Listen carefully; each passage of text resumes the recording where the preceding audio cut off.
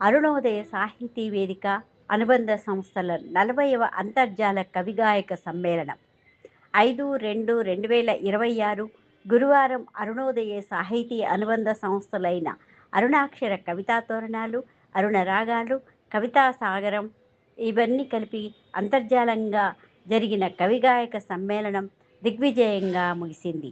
ప్రధాన వక్త శ్రీ ఆచార్య ఫణీంద్ర గారు, అవధాన పండితులు, ఉదయవాణి సంస్థ అధ్యక్షులు.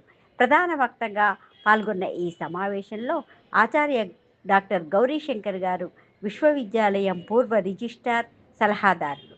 డాక్టర్ జయరాములు గారు ఆచార్యులు, ఆధ్యాత్మికవేత్త. డాక్టర్ నాలేశ్వరం శంకరం గారు ప్రొఫెసర్, ప్రముఖ సాహిత్యవేత్త. గంటా మనోహర్ రెడ్డి గారు ప్రముఖ సాహిత్యవేత్త. కృష్ణారెడ్డి గారు ప్రముఖ సాహిత్యవేత్త, పౌరాణిక రచనా గాయకుడు. డాక్టర్ రంగరాజు పద్మజ గారు ప్రముఖ సాహితీవేత్త, విశ్వవిద్యాలయ సలహాదారిని పాల్గొని కవిత్వ రచనా విధానం, సాహిత్య విషయాలపై అనేక విషయాలు కవులకు, ముఖ్యంగా కొత్తగా రాసే కవులకు వివరించారు. అనేక విషయాలు తెలియచేశారు.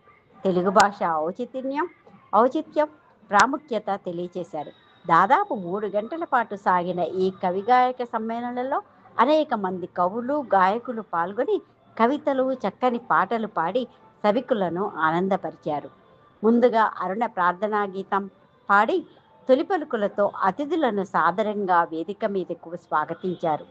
సభలో అతిథులను అందరినీ పేరు పేరున పరిచయం చేస్తూ తనదైన వాక్చాతుర్యంతో అందరినీ అలరిస్తూ కవి సమ్మేళనం నిర్వహించారు ప్రముఖ కవి గురుకుల అధ్యాపకులు శ్రీ నారాయణ స్వామి గారు.